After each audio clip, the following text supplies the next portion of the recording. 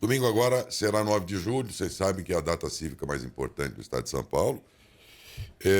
O 9 de julho, que desta vez cai num domingo. Portanto, deixa de ser feriado no estado de São Paulo, não deixa de ser o 9 de julho e tudo mais, mas, enfim, cai num domingo, por isso os afazeres das pessoas aí já estão dispensados, por ser domingo e tudo mais. Mas é a data do estado de São Paulo, todo estado, por alguma razão histórica particular do estado, tem lá a sua data também, né?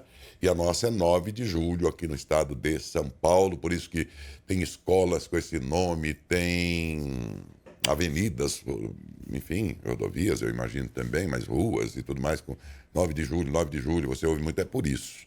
Mas 9 de julho marca o quê, afinal de contas? E por que para São Paulo apenas é tão importante esta data? O que aconteceu lá num 9 de julho do século passado para isso ter sido tão importante para o estado de São Paulo? Para aqueles que se lembram das suas aulas de história, parabéns, vamos relembrar. E para, acho que a grande maioria que talvez nem lembra, ou então nunca soube por quê, você vai entender por que essa data é importante, até porque no estúdio, para nos ajudar, nós temos o professor Rui Roberto Souza, professor de História. Bom dia, professor, tudo bem? Bom dia, Laércio, bom dia a todos, telespectadores e Obrigado ouvintes. por ter vindo, viu? Obrigado a vocês mais uma vez pelo convite, é sempre um prazer poder contribuir né, com a história aí do nosso país. Eu sempre faço isso aqui no programa, antecedendo as datas históricas do Brasil, a gente traz professores aqui para contar essa história, porque a gente percebe que, na verdade, as pessoas param para descansar, fazer um monte de coisa naquele dia, sem nem saber por quê. Por razões das mais diferentes. Ou porque não sabe, ou porque não lembra mais, ou porque, enfim. Então é sempre bom lembrar, quer dizer, nós temos que, diz o outro, o povo que não conhece seu passado tem um presente comprometido e o futuro também. Com certeza, né, professor? Com certeza. E é excelente essa oportunidade. Vocês sempre estão fazendo, eu já tive aqui em outras ocasiões. Sim. E é muito importante, principalmente nessa época, né? Mundo tão interligado aí pela internet, com tantas... viraliza tantas notícias e acaba o que é mais importante... Nunca, né? Nunca, né? Lamentavelmente. É verdade. E a gente poderia usar a favor, né? Reverter isso a favor. Tornar isso útil. Né? Que daria para difundir muito as ideias. E como você bem falou, se a gente não conhece a história, a gente não consegue significar o presente, né? E muito menos ter uma expectativa de um futuro melhor. Exatamente. E tem uma outra frase, não sei de quem, que diz mais ou menos assim: o povo que não conhece seu passado tende a repetir os erros no presente e no futuro. Eu também não lembro a quem atribuir isso, e é verdade mesmo. É uma grande verdade, né? A gente, várias situações do momento atual que o país atravessa, ou o mundo atravessa, se a gente vai investigar na história, a gente fala, isso já aconteceu em outra data. Tá, só mudaram-se os atores, os nomes, às vezes os segmentos sociais são do mesmo formato. Tem toda a razão. Né? Eu até sempre acho que os políticos, né, em sua grande maioria, na ignorância ou na esperteza, conhecem muito bem a história, porque eles conseguem pegar no passado, né, mecanismos de governo atual. É verdade. O senhor sabe que o ano passado estava aquela polarização política acentuada, as pessoas se extrapolaram, alguns, tal, aquele negócio todo. E eu sempre fiz muitos comentários aqui ano passado, dizendo, olha, tudo bem, você pode gostar mais de um do que do outro, mas bem, por favor, não perca seus familiares, não perca seus amigos por causa disso.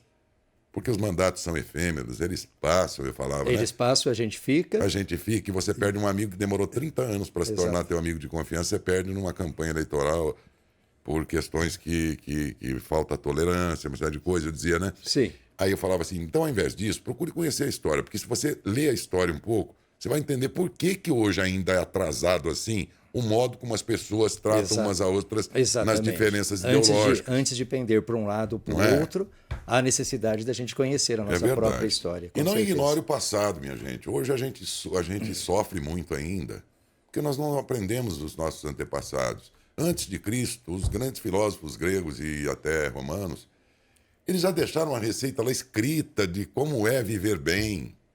É que nós não estudamos isso. Na escola, desculpe, mas a matéria da filosofia, né? A gente fica aquém da... Exatamente. Então, a gente não aprende filosofia na escola. Isso não é tratado como devia. Então, aí o que acontece?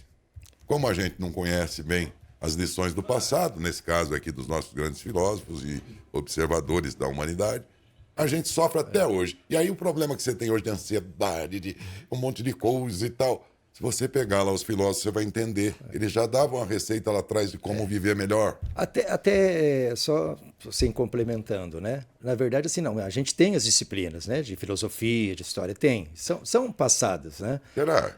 São passadas, sim, temos. Nós, né, temos, assim, até na rede municipal, inclusive, tem Mas filosofia como já no ensino matéria da grade fundamental. mesmo? Sim, tem. Desculpa, então. Tem. Tá? E na rede estadual, a filosofia ela entra no nível do ensino médio. Né? O problema maior, talvez seja cada vez mais agravante, é que a gente tem, mas aí a questão do interesse, né? Daquilo que interessa. E hoje em dia, tudo é mais importante, inclusive para o próprio aluno mesmo, para a sociedade de um modo geral. Está difícil competir, né, com os TikTok e as redes sociais, e Facebook, Instagram.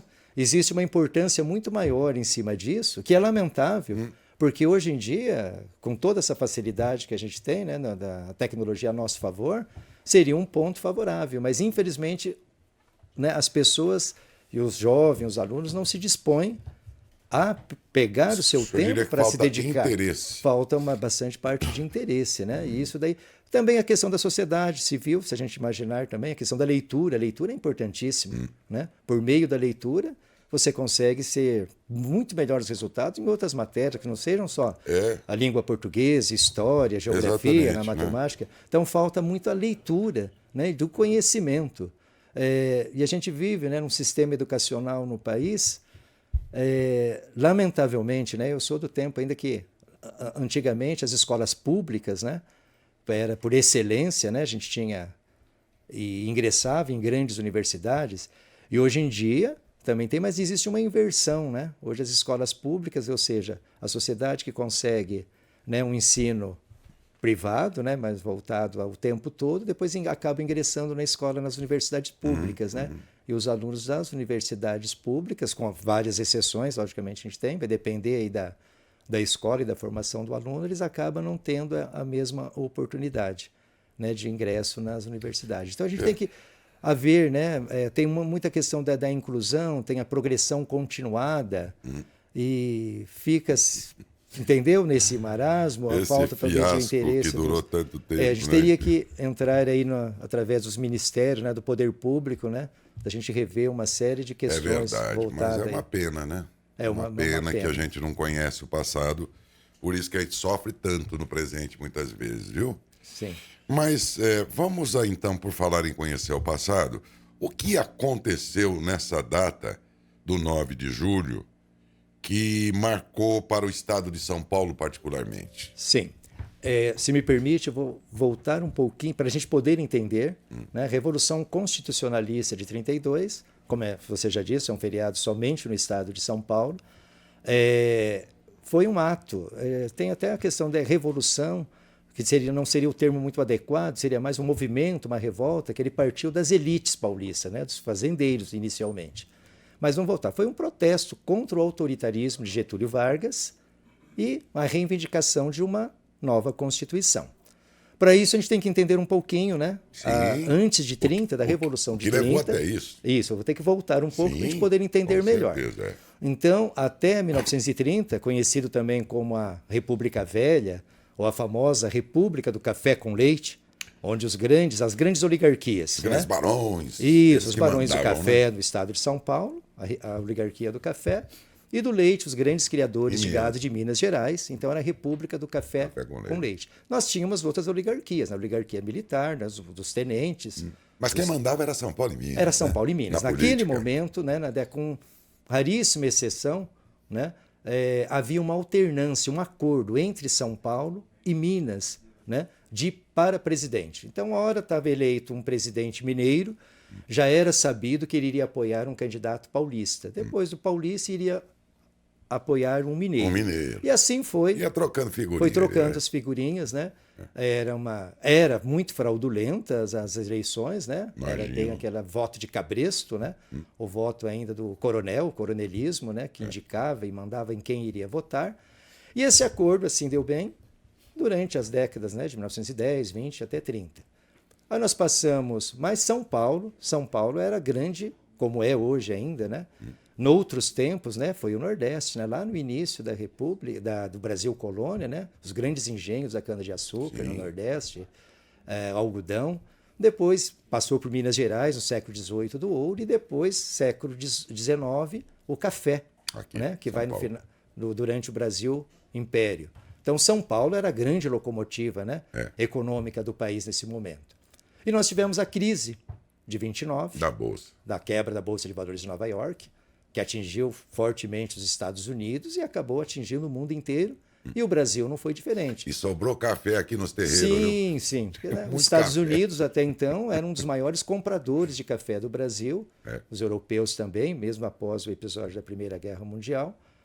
E o Brasil era o maior produtor e exportador de café do mundo. E o São Paulo era o estado que mais produzia.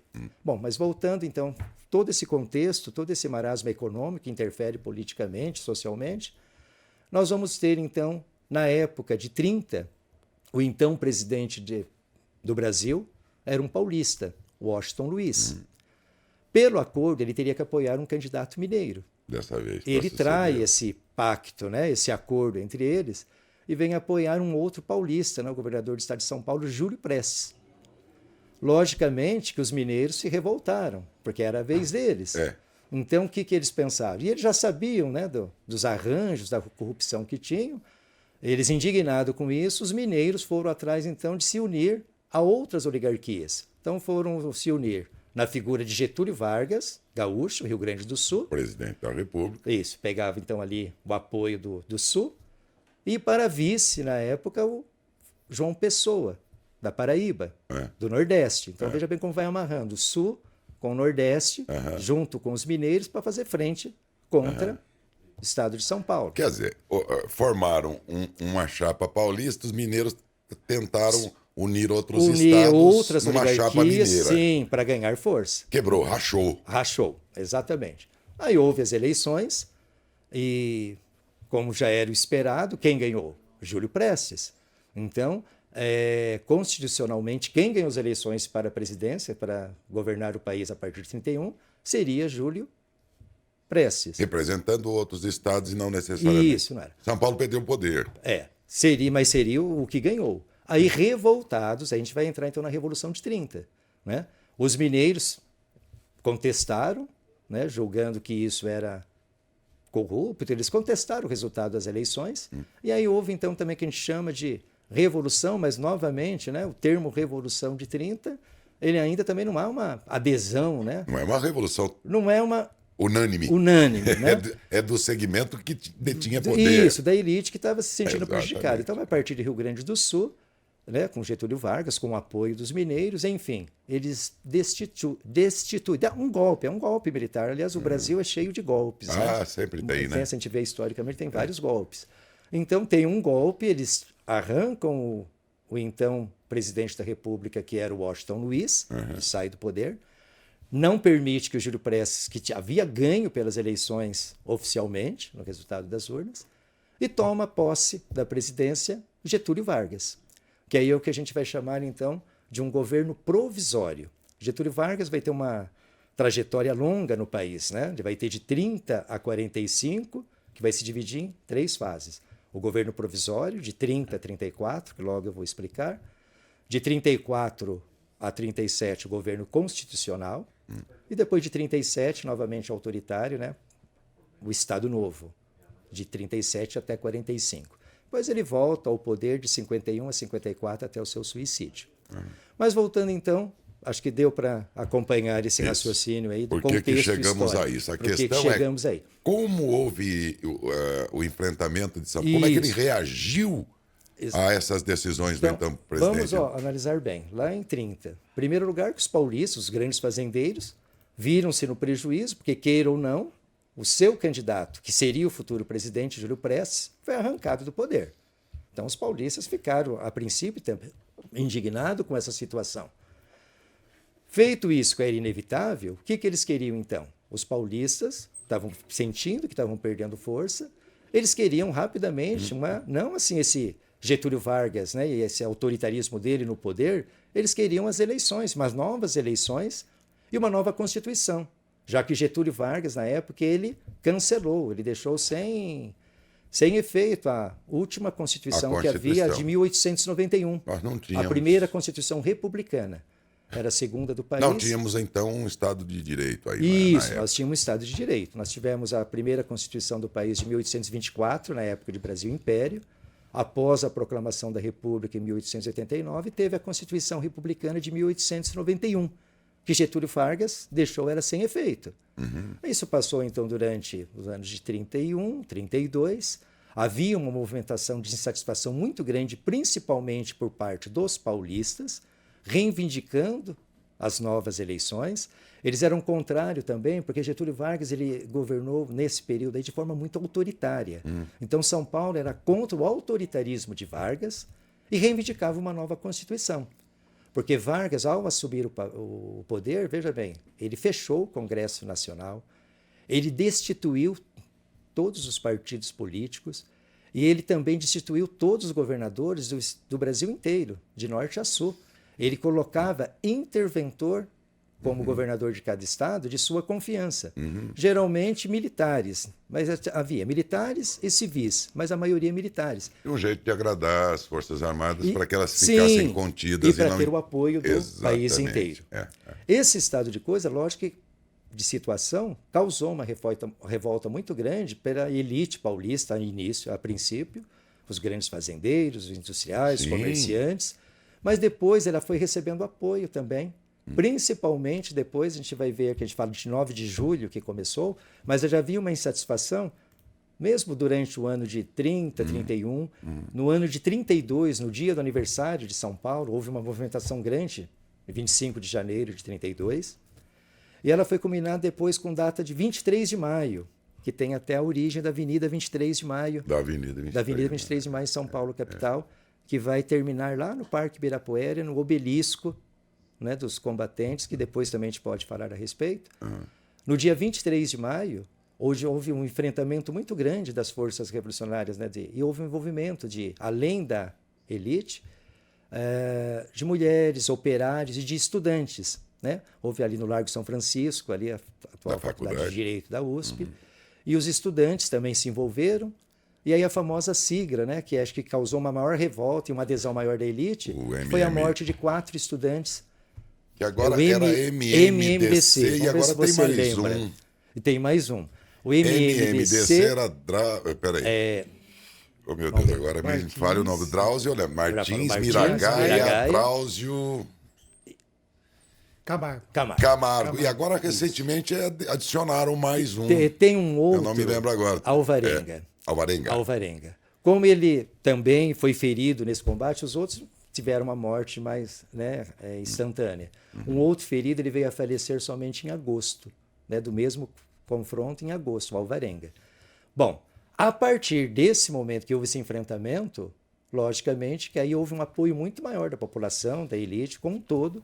Passou a ter um caráter emocional. Um caráter emocional. E a gente havia duas frentes políticas, né? O Partido Republicano e o Democrático, que eles eram opositores, mas nesse momento eles se uniram. Houve uma coalizão desses dois partidos, e aí esse movimento ganhou muita força, e ele acabou mesmo assim estourando a partir do dia 9 de julho. Né? Por isso que é o feriado. Então, de 9 de julho, foi uma batalha que durou praticamente quase 3 meses, julho, agosto, setembro. Contra quem?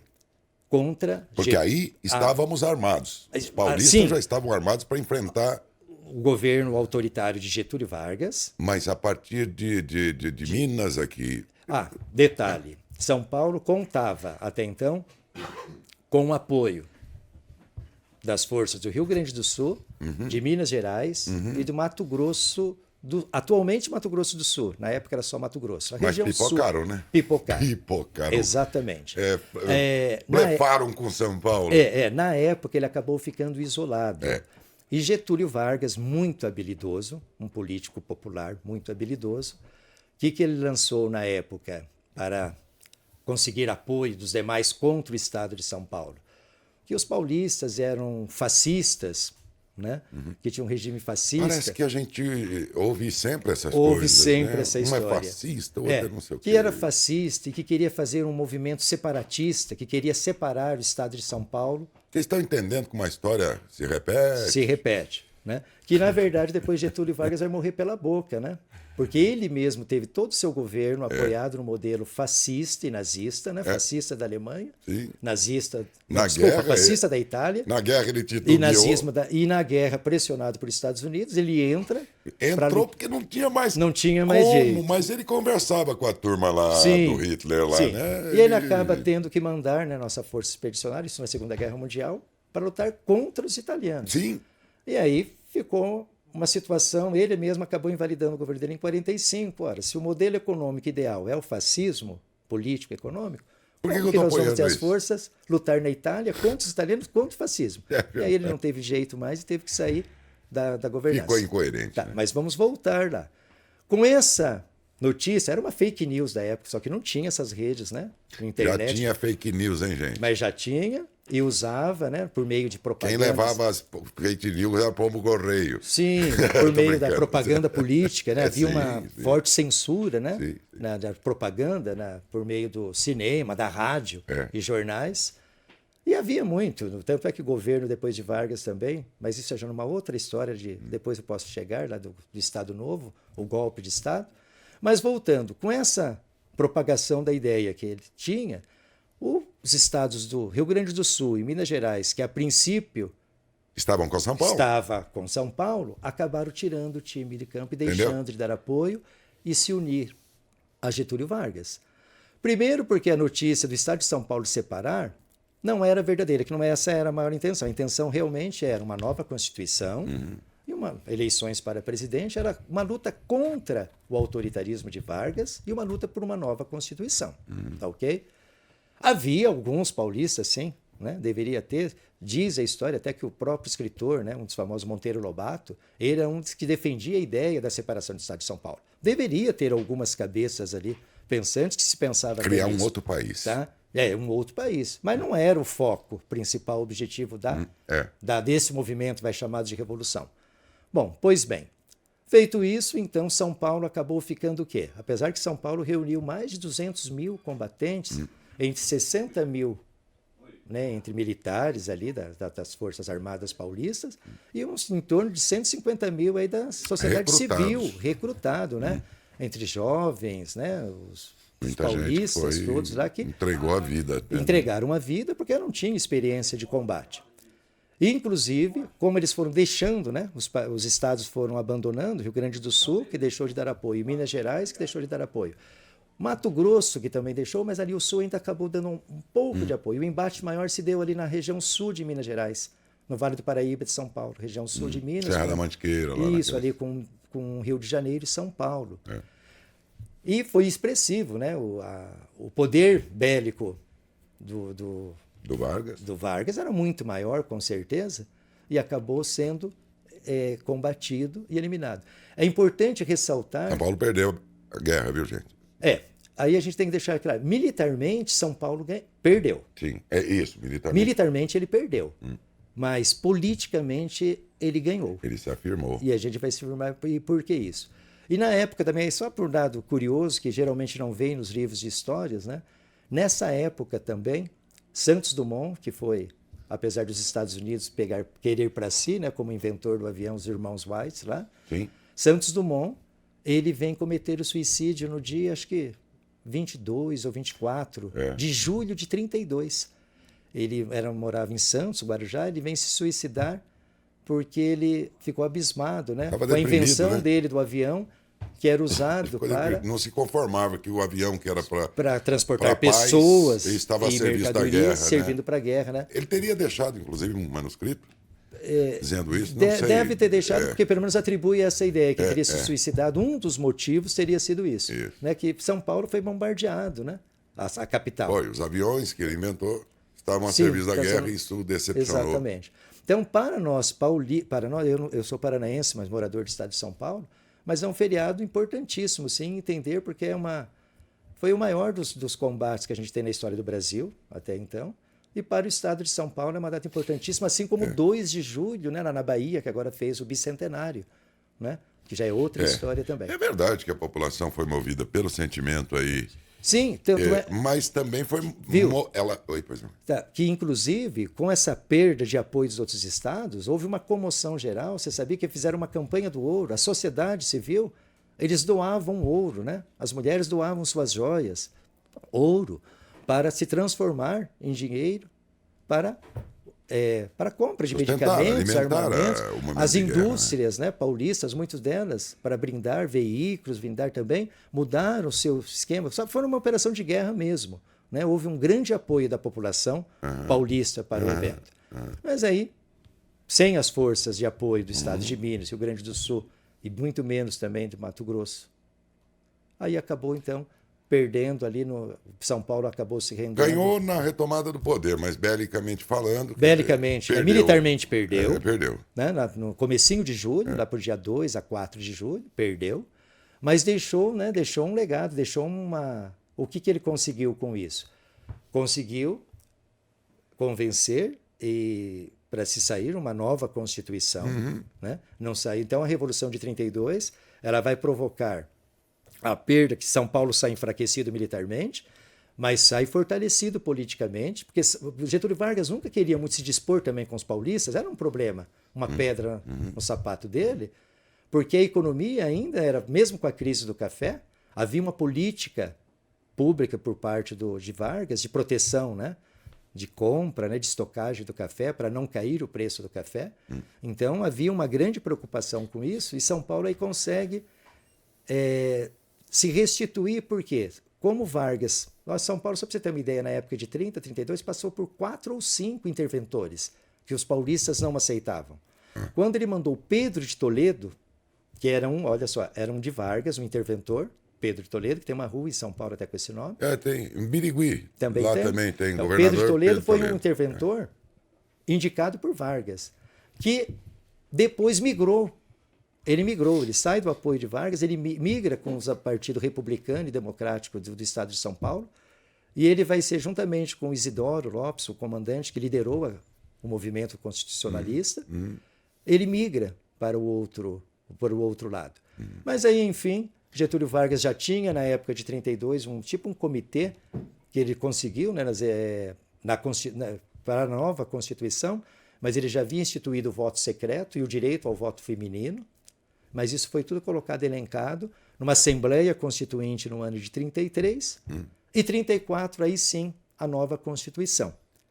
Aí, por essa nova Constituição, Getúlio Vargas ainda teria as novas eleições, mas ele foi eleito de forma indireta e vai ficar no poder. Nada que não tenha acontecido depois de novo. Ele fica no poder até 37. Então, São Paulo foi ganhador, por quê?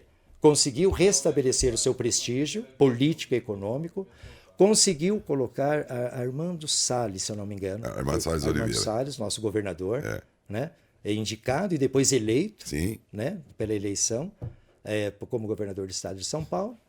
E assim ficou esse movimento importantíssimo.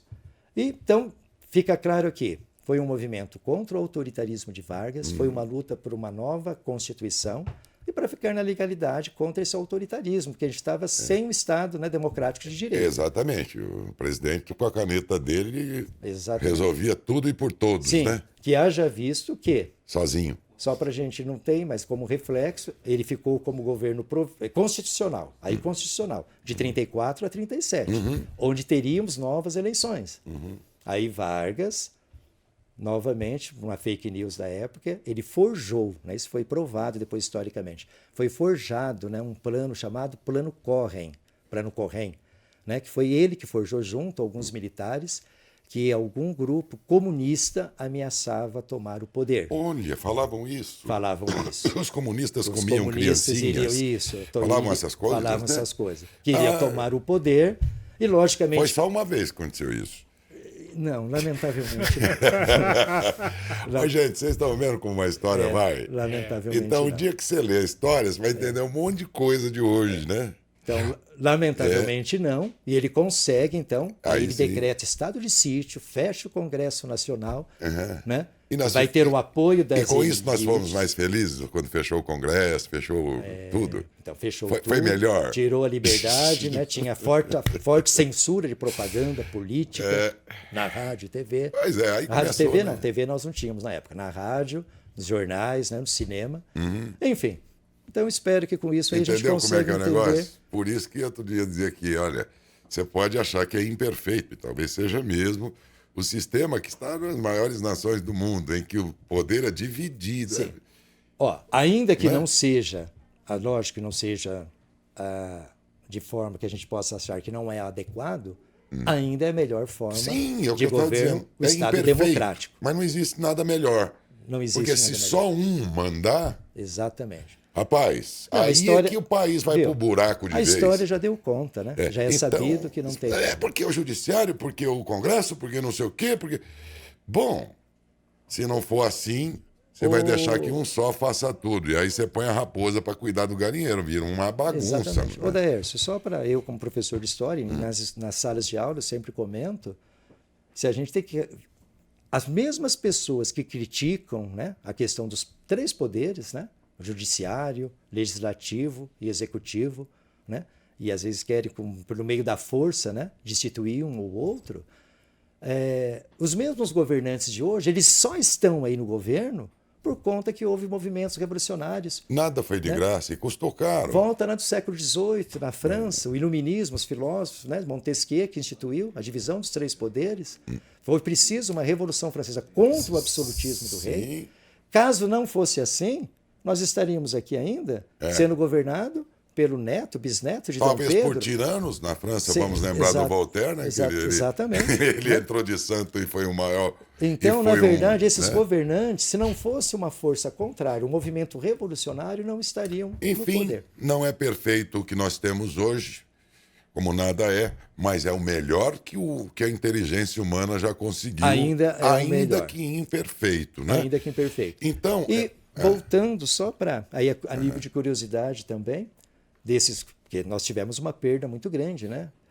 Oficialmente se fala em torno de 700 a 900 mortos paulistas, né? Mas tem outros relatos que dá conta que teriam ultrapassado aos 2.000. De qualquer forma, aquele obelisco que tem ali no Ibirapuera, né? Que tá o Ibirapuera, na verdade ele é um mausoléu. Ali estão os restos mortais dos 4 estudantes, de todos ex-combatentes. Soldados, né? E ele tem um detalhe, é um arquiteto italiano, não vou lembrar o nome agora, ele tem todos umas caracteres egípcios, já que o obelisco é de origem lá na antiguidade, olha só, né, dos obeliscos. Ele tem 72 metros de altura. Olha o detalhe, 7 mais 2, 9. E da parte da cripta, que é onde tem, né, os restos mortais, ele tem 81 metros. 8 mais 1, 9. 9 de novo. E 9 de novo. Não por acaso. Não por acaso. Antigamente era aberto a visitação pública, hoje não é mais, né? Está fechado. E o feriado de 9 de julho, na verdade, ele foi instituído por decreto, né, num projeto de lei de 95, mas que a partir... Mário Covas. O governo de Mário Covas, a partir de 1997... Era governador. Essa data tão importante, que lamentavelmente... às vezes não é lembrada, né? Não é valorizada. Nas escolas coincide muito com o período de férias escolares. Também tem isso. Tem isso também. Esse ano ainda vai cair num domingo. Né? Professor, por coincidência, essa semana eu tinha trabalhado com algumas séries a questão... Antecipou. Eu trabalhei 2 questões. Eu trabalhei o 2 de julho, que é uma data importantíssima, né? Que é muito comemorada merecidamente na Bahia. E o 9 de São Paulo. E o 9 de julho de São Paulo. E os outros estados não tem? Tem. Você pega o Rio Grande do Sul, a Revolução Farroupilha foi o marco também para eles. Minas foi o episódio de Tiradentes? Pode ser. Engano, a Inconfidência Mineira, sim. É a Inconfidência Mineira. Cada estado tem Cada estado tem uma data. A nossa é 9 de julho, pelas razões já ditas. É uma pena que o tempo não permite avançar, que tem tanta coisa que o senhor falou que um dia merece uma entrevista só sobre eles. A Semana de Arte de 22, que significou a quebra da Bolsa de Nova York em 29. Você vê que nenhuma década teve sossego. Por alguma razão, epidemia no começo do século passado. Se a gente vê, o século XX foi a era dos grandes acontecimentos. Nunca teve sossego. Então você que falou assim, nossa, mas sobrou só para nossa geração essa pandemia de 2 anos. Não. Todas as décadas tiveram algum acontecimento que colocou em tranquilidade nós tivemos a gripe povos, espanhola, né? no início do século passado. Sim, nós tivemos a revolta da vacina há um século atrás, que muito semelhante também. Foi usada politicamente na época dos cariocas, né, contra a gripe espanhola, a febre amarela também, bem nos primeiros anos do século. Bom, isso caberia aqui uma entrevista que era bom mesmo. Não sei, imagino que vocês tenham gostado e espero que vocês tenham aproveitado. Não foi suficiente o tempo para que o professor desse mais detalhes ainda, mas a essência de tudo que antecedeu os momentos ocorridos e no que resultou, deu para a gente contar e não seria possível sem a sua presença e pela qual agradeço, professor. Muito obrigado, viu? Eu que agradeço, espero que tenha contribuído aí, ainda que rapidamente. E estou sempre à disposição Muito de vocês, obrigado. como vocês já têm feito outras vezes. E que será acho importante, convidado mais né, vezes. para Matão, a região toda, que tem um alcance grande, né, de audiência. Vale a pena. Eu Alguém acho que tem que cuidar desses assuntos, né? Na mídia, nas redes sociais, e a gente fez aqui modestamente a nossa parte, antecedendo ao 9 de julho, no dia que não teremos programa, porque vai ser domingo, e desde já você já saberá por que domingo, dia 9, é uma data tão importante para São Paulo. Mais uma vez, obrigado e um bom dia, professor. Obrigado, bom dia. Bom dia a todos. mesmo, eu Obrigado. agradeço pela presença.